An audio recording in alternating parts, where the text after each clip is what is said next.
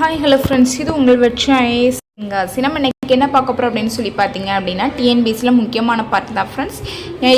என்ன பார்க்க போகிறோம் அப்படின்னு சொல்லி பார்த்தீங்க அப்படின்னா, கணி மேதாவியரை பற்றி பார்க்க போகிறோம். இவங்களை பற்றி கண்டிப்பாக நமக்கு என்ன செய்வாங்க, டிஎன்பிஎஸ்சியில் கொஷின் கேட்கக்கூடிய பார்ட் தான். ஓகே, பார்த்துக்கலாமா? ஃபர்ஸ்ட்டில் இவங்களுடைய சமயம், கணித மேதாவியரோட எந்த சமயத்தை சார்ந்தவர் அப்படின்னு சொல்லி பார்த்தீங்கன்னா, இவங்க சமண சமயத்தை சார்ந்தவர்.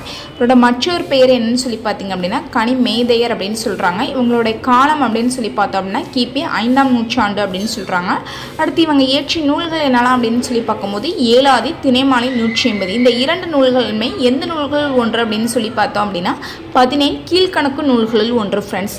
அடுத்து நம்ம என்ன பார்க்க போகிறோம்னு சொல்லி பார்த்தீங்க அப்படின்னா, கணிமேதாயர் இயற்றிய நூல்களில் ஒன்றான ஏலாதி நூலை பற்றி தான் ஃப்ரெண்ட்ஸ் பார்க்க போகிறோம். இந்த ஏலாதி நூல்கள் நமக்கு 17 கீழ்கணக்கு நூல்களில் ஒன்று, 81 வெண்பாக்களை கொண்டது அப்படின்னு சொல்கிறாங்க.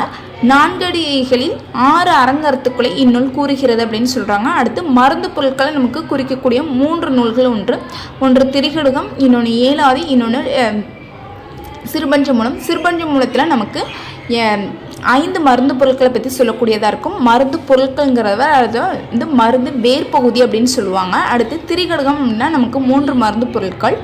ஏலாதியில் நமக்கு 6 மருந்து பொருட்கள் என்னெல்லாம் அப்படின்னு சொல்லி பார்த்தோம்னா, ஏலம், லவங்கம், சிறுநாவற்பு, சுக்கு, மிளகு, திப்பிலி. இந்த வீடியோ உங்களுக்கு பிடிச்சிருந்தது அப்படின்னா லைக் பண்ணுங்கள், ஷேர் பண்ணுங்கள். நம்மளோட இன்ஸ்டியூட்டை சப்ஸ்கிரைப் பண்ணலாம் அப்படின்னா சப்ஸ்கிரைப் பண்ணிடுங்க. Thank you friends.